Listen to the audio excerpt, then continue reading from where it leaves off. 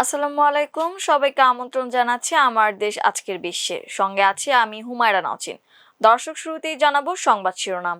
পাকিস্তানের সেনা অভিযানে ভারতীয় মদতপুষ্ট ২৭ সন্ত্রাসী নিহত।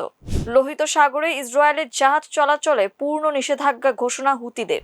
তেহরানের আকাশের শত্রু ড্রোন ভূপাতিত করল ইরান।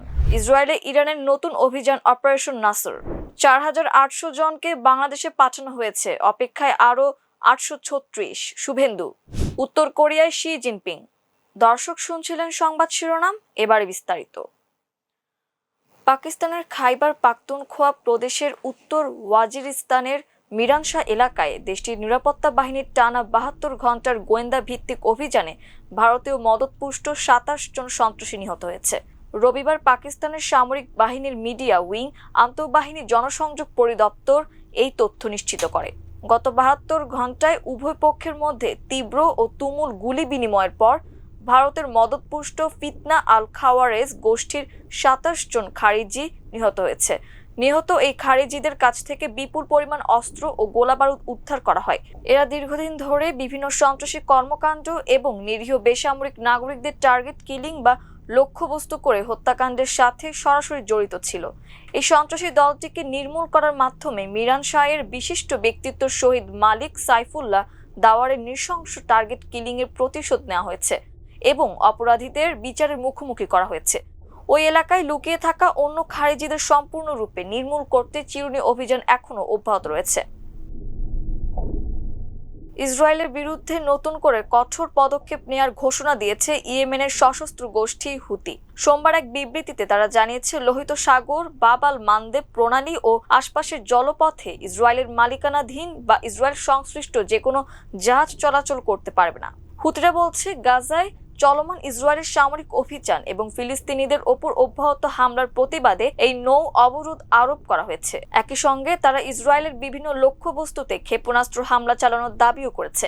বিবৃতিতে হুতিরা স্পষ্ট সতর্ক বার্তা দিয়ে বলেছে, ইসরায়েল যদি তার সামরিক অভিযান আরও বাড়ায় বা আঞ্চলিক উত্তেজনা বৃদ্ধি করে তাহলে তারাও হামলার পরিধি বাড়াবে।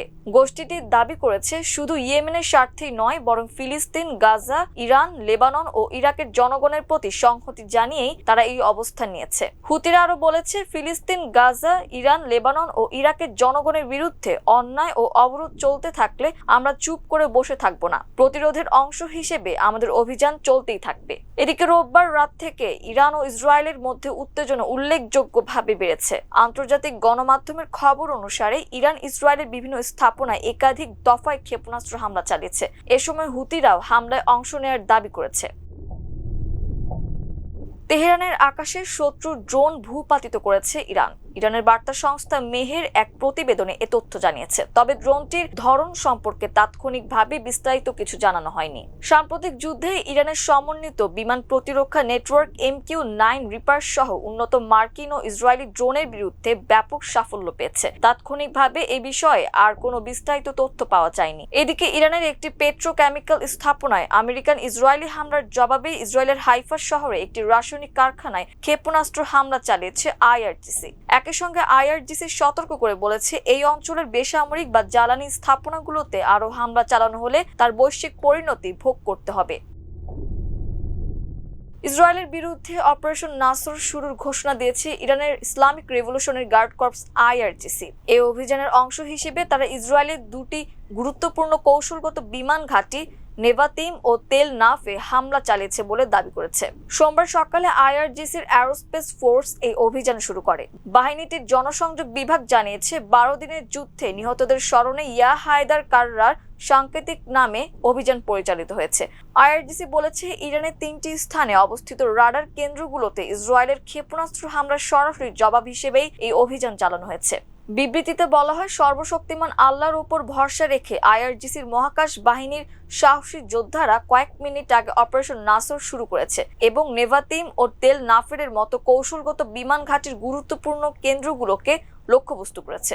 IRGC আরও দাবি করেছে, ইসরায়েলের সামরিক হামলার জবাব দ্রুত দেয়া এবং বিস্তৃত লক্ষ্যবস্তুতে আঘাত হানার সক্ষমতা বর্তমানে তাদের অভিযানের অন্যতম বৈশিষ্ট্য।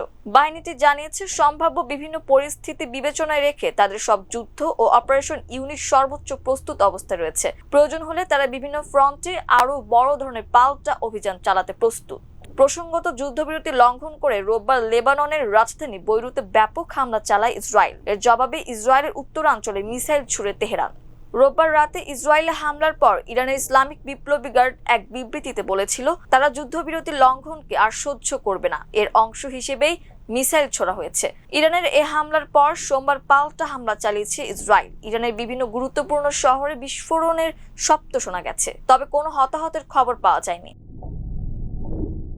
পশ্চিমবঙ্গের মুখ্যমন্ত্রী শুভেন্দু অধিকারী রোববার বলেছেন, রাজ্যের সীমান্তবর্তী জেলাগুলোতে স্থাপিত হোল্ডিং সেন্টারগুলো থেকে প্রায় ৪,৮০০ জন তথাকথিত অবৈধ অভিবাসীকে বাংলাদেশে ফেরত পাঠানো হয়েছে। এছাড়া আরও ৮৩৬ জন বর্তমানে প্রত্যাবাসনের অপেক্ষায় রয়েছেন। শুভেন্দু অধিকারী এই সংখ্যা জানালেও কবে, কখন এবং কোন সীমান্ত দিয়ে তাদের বাংলাদেশে পাঠানো হয়েছে সেই বিষয়ে বিস্তারিত কোনো তথ্য দেননি। একই সঙ্গে এসব অবৈধ অভিবাসীর পরিচয় কিভাবে নির্ধারণ করা হয়েছে সে বিষয়ে এখনো ভারত সরকার বা পশ্চিমবঙ্গ রাজ্য সরকার কোনো আনুষ্ঠানিক ব্যাখ্যা দেয়নি। ভারতীয় সংবাদ মাধ্যম ইন্ডিয়া টুডের প্রতিবেদনে বলা হয়েছে, বিজেপির বিশেষ প্রশিক্ষণ শিবির উপলক্ষে আয়োজিত এক প্রস্তুতি সভায় বক্তব্য দিতে গিয়ে শুভেন্দু অধিকারী বলেন, অবৈধ অনুপ্রবেশ মোকাবিলা এবং ভারত বাংলাদেশ সীমান্ত সুরক্ষিত করা তার সরকারের অন্যতম প্রধান অগ্রাধিকার। রাজ্যের মুখ্যমন্ত্রী জানান, সীমান্তের যে ৫৫৬ কিলোমিটার অংশে এখনো বেড়া নির্মাণ করা বাকি রয়েছে তার মধ্যে প্রায় ১০০ কিলোমিটার এলাকায় বেড়া নির্মাণের জন্য রাজ্য সরকার ইতোমধ্যে সীমান্তরক্ষী বাহিনী বিএসএফ এর কাছে জমি হস্তান্তর করেছে। তিনি বলেন, আমরা প্রায় ১০০ কিলোমিটার জমি বিএসএফ কে দিয়েছি এবং উত্তরবঙ্গের চিকেন স্নেক করিডোরকে অগ্রাধিকার দিয়েছি। শিলিগুড়ি করিডোর, যা চিকেন স্নেক নামে বেশি পরিচিত, ভারতের উত্তর পূর্বাঞ্চলীয় রাজ্যগুলোর সঙ্গে দেশের বাকি অংশের সংযোগ রক্ষাকারী একটি কৌশলগতভাবে অত্যন্ত গুরুত্বপূর্ণ ও সংবেদনশীল অঞ্চল। সরকারের প্রত্যাবাসন কার্যক্রমের কথা তুলে ধরে অধিকারী বলেন, যেসব অবৈধ অভিবাসী নাগরিকত্ব সংশোধনী আইনের আওতায় পড়েন না তাদের কেন্দ্রীয় সরকারের বিধি অনুসারে সরাসরি বিএসএফ এর কাছে হস্তান্তর করা হচ্ছে। চীনের প্রেসিডেন্ট শি জিনপিং সোমবার বিরল এক সফরে উত্তর কোরিয়ায় পৌঁছেছেন। ২০১৯ সালের পর এটি দেশটিতে তার প্রথম সফরে তিনি বেইজিং ও পিয়ংইয়ং এর মধ্যকার সম্পর্ককে অজেয় ও অটুট বন্ধুত্ব হিসেবে উল্লেখ করেছেন। উত্তর কোরিয়ার রাষ্ট্রীয় সংবাদ মাধ্যমে প্রকাশিত এক নিবন্ধে শি বলেন, আন্তর্জাতিক পরিস্থিতি যেভাবেই পরিবর্তিত হোক না কেন দুই দেশের ঐতিহ্যবাহী বন্ধুত্ব অটুট থাকবে। বিমানবন্দরে শিকে লাল গালিচা সংবর্ধনা দেওয়া হয়। সেখানে দুই দেশের জাতীয় পতাকা ও অটুট বন্ধুত্ব উল্লেখ করে স্বাগত ব্যানার টানানো হয়। বিশ্লেষকদের মতে, যুক্তরাষ্ট্রের সঙ্গে উত্তর কোরিয়ার পরমাণু আলোচনা দীর্ঘদিন ধরে অচলাবস্থায় থাকায় এবং রাশিয়ার সঙ্গে পিয়ংইয়ং এর সম্পর্ক ঘনিষ্ঠ হওয়ার প্রেক্ষাপটে এই সফর বিশেষ গুরুত্ব বহন করছে।